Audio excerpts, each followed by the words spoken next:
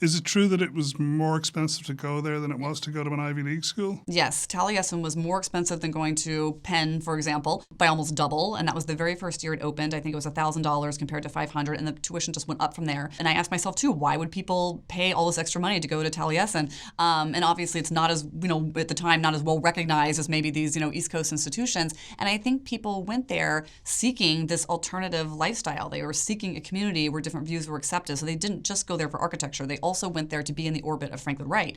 There was this persona about him, and he must have been very charismatic, very just an aura about him. And I think what he was preaching about this different way of living was just very appealing to certain people. And so they went for that. They didn't just go to study architecture. They went for this much bigger.